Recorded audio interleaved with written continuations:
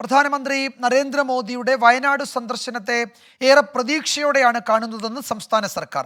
പുനരധിവാസത്തിനുള്ള സാമ്പത്തിക പിന്തുണയും കാലാവസ്ഥാ വ്യതിയാനത്തെ നേരിടാനുള്ള സഹായങ്ങളും പ്രധാനമന്ത്രിയോട് ആവശ്യപ്പെട്ടതായി മുഖ്യമന്ത്രിയുടെ ഓഫീസ് അറിയിച്ചു. പ്രധാനമന്ത്രി എല്ലാ സഹായങ്ങളും വാഗ്ദാനം ചെയ്തതായി കേന്ദ്രമന്ത്രി സുരേഷ് ഗോപിയും പറഞ്ഞു. വയനാട് ഉരുൾപൊട്ടൽ ബാധിത പ്രദേശങ്ങളുടെ പുനർനിർമ്മാണത്തിനായി 2000 കോടി രൂപയുടെ പാക്കേജാണ് കേരളം കേന്ദ്രത്തോട് ആവശ്യപ്പെടുന്നത്. ദുരന്ത മേഖല സന്ദർശിക്കാനെത്തിയ പ്രധാനമന്ത്രിയെ മുഖ്യമന്ത്രി പിണറായി വിജയൻ ആവശ്യങ്ങൾ അറിയിച്ചു. നാശനഷ്ടങ്ങളുടെ വിശദമായ കണക്കെടുപ്പ് നടന്നുവരികയാണ്. പ്രാഥമിക വിവരങ്ങൾ കുറിപ്പാക്കി നൽകി. വിശദമായ നിവേദനം ഉടൻ സമർപ്പിക്കും. ദുരന്തത്തിന്റെ വ്യാപ്തിയും ആഘാതവും കണക്കിലെടുത്ത് വയനാട്ടിലുണ്ടായ ഉരുൾപൊട്ടലിനെ ദേശീയ ദുരന്തമായി എത്രയും വേഗം പ്രഖ്യാപിക്കണമെന്ന് മുഖ്യമന്ത്രി ആവർത്തിച്ചു. വിദ്യാഭ്യാസം, തൊഴിൽ എന്നിവയ്ക്കായി പ്രത്യേക പാക്കേജുകൾ ആവശ്യപ്പെട്ടതായി റവന്യൂ മന്ത്രി കെ രാജൻ.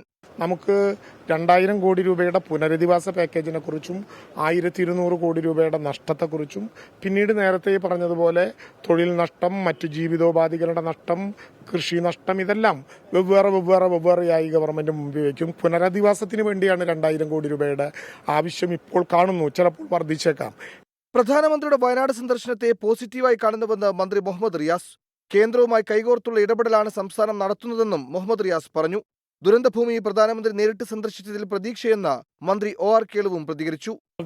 ഞാൻ പറഞ്ഞല്ലോ, അങ്ങനെയാണ് അദ്ദേഹത്തിന്റെ സന്ദർശനവും അതോടനുബന്ധിച്ചുള്ള ഈ രാവിലെ തൊട്ട് ഈ സമയം വരെയുള്ള ഇത്ര സമയം ഇവിടെ ചെലവഴിച്ചല്ലോ. ഈ സമയം വരെ ഈ വയനാടിന്റെ ഈ കാര്യത്തിന് വേണ്ടി അദ്ദേഹം ചെലവഴിച്ചു എന്ന് നമ്മൾ വിലയിരുത്തുമ്പോൾ ഒരു ആത്മാർത്ഥമായി ഒരു പോസിറ്റീവായിട്ടുള്ള ഒരു നടപടി അദ്ദേഹത്തിന്റെ ഭാഗത്തുനിന്നുണ്ടാകും എന്ന് തന്നെയാണ് കാണാൻ വേണ്ടി കഴിയുന്നത്. വയനാടിന് വേണ്ടി വേണ്ടതെല്ലാം ചെയ്യുമെന്ന് പ്രധാനമന്ത്രി ഉറപ്പു നൽകിയതായി കേന്ദ്രമന്ത്രി സുരേഷ് ഗോപി.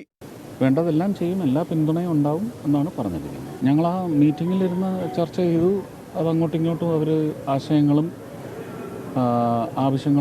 ആവശ്യവും പിന്നെ പരിഗണിക്കപ്പെടും. അത് മുമ്പെങ്ങുമില്ലാത്ത രീതിയിൽ പരിഗണിക്കപ്പെടുമെന്നും അദ്ദേഹം പറഞ്ഞിട്ടുണ്ട്. അത്രയും പറഞ്ഞു.